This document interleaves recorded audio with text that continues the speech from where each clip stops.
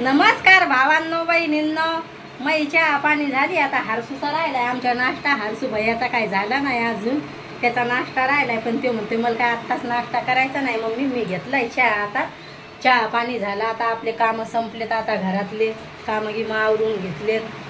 आता कपडे वाळू घालावं लागल. आणि अंडे टाकलेत उकडायला.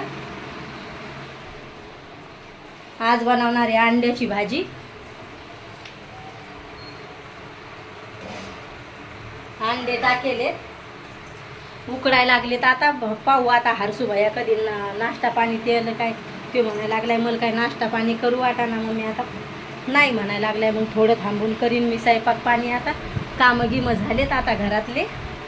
आता स्वयंपाक करायचा आहे. आता पणगावरचं ब्लँकेट लावते आता एकदा बराबर, आणि लगेच कामं गिमं आवरून झालेत आपले. आता स्वयंपाक पाणी करून घ्यायचं आहे.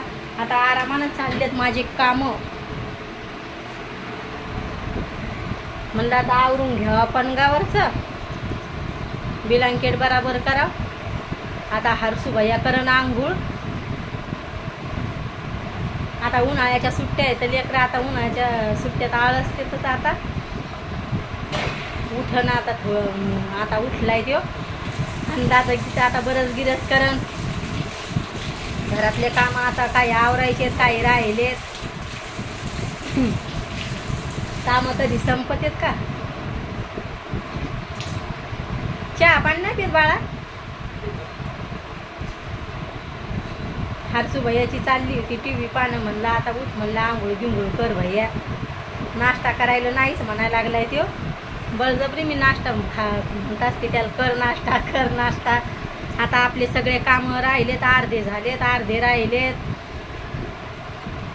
कपडे गिपडे झालेत आता माझे, हारसू भैयाचे राहिले.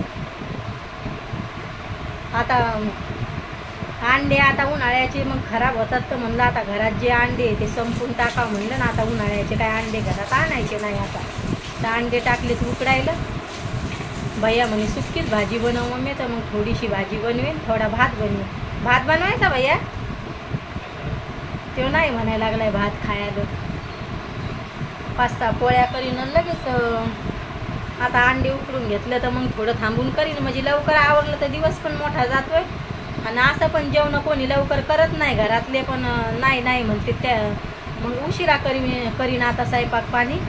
आणि अशी पण उन्हाळ्याच्या काय भुका नाही लागत. आता पाणीच जीव करतोय, पाणीच पिऊ वाटते. तर थोडं थांबून आता भैया काय आज नाश्ता करायला नाही म्हणायला लागलाय. मग पाहू आता काय म्हणतोय, काय नाही करायचा म्हणलं तर देईन त्याला. म्हणजे त्याच्या मनावर आहे आता करायचं आहे का नाही नाश्ता. तर मनावर असलं तर करण, नाही तर नाही करणार. लेकराच्या मनावर असतंय. सकाळी लेकरं आळस करतात. आणि आता काय एवढी कूलर चालू असते तर गरमी तुला होती का रे भैया? हां, हारसू भैयाला काय गरमी सहन होत नाही, ऊन सहन होत नाही हारसू भैयाला. आता थंड वातावरण आहे, सकाळचं तर थंड वातावरण असतंय. आणि हे असे काय घरं लय तपत नाही. पत्राचे घरं असले तेव्हा तपते, काय तपत नाही म्हणा. सलापाचे घरं एकदम वरच्या लोकांचे घरं आहेत, तर त्याला लय गरमी होती. आमच्या वरच्या लोकायला ते म्हणते आम्हाला झोपा येत नाही, एवढी गरमी आहे त्याला वरी. गरमट वातावरण आहे, एकदम वरी राहतात ना आमच्या वरी. तर ते त्याच्या कूलरमध्ये बरफ टाकते, फ्रीजमध्ये जमा करू तरी पण काहीतरी थोडी हवा लागते त्याला. मग काय लागत नाही, म्हणजे थोड्यापुरती लागते थंडी हवा.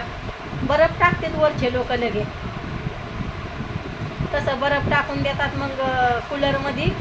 तर थोडीच काहीतरी थंडी हवा लागते, मग डबल त्याला गरमी होती. म्हणजे वरी लय गरमट वातावरण आहे आमच्या वरी जे लोक राहतात. आम्हाला थंड आहे घर, एवढं काय गरम नाही होत. थंड वातावरण आहे आम्हाला. एकदम वरच्या लोकायला होती गरमी. आणि इकडं पण गरमीचंच वातावरण आहे म्हणा. आता चौकडे गावाकडं तर लय गरमी होती. आईचा फोन येतोय तर आई म्हणती लय ऊन आहे गावाकडं, असं दुपारच्या टायमाला तर बसू वाटत नाही. माझी भाऊजाई पण सांगू लागली लय ऊन आहे म्हणून. आता ऊनच आहे गावाकडं.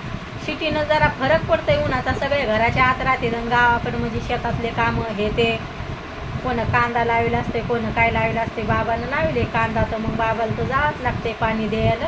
कांदा लावलेला असल्यामुळं खायापुरता कांदा लावले त्यानं, तर मग ते जातातच. त्याला काय घरी करमत नाही. शेतात गेल्याशिवाय होतच नाही द्यायला. आणि थंड वातावरण आहे, मग ते जांबाच्या झाडाला याला पाणी द्यायला असते, त्याच्यामुळं थंड लागतंय तिथं. आणि बसायला पण मजा येते शेतात. करमतंय, एकदम करमतंय लगेच. बाय भावांनो बहिणींनो, भेटते उद्याच्या व्हिडिओमध्ये.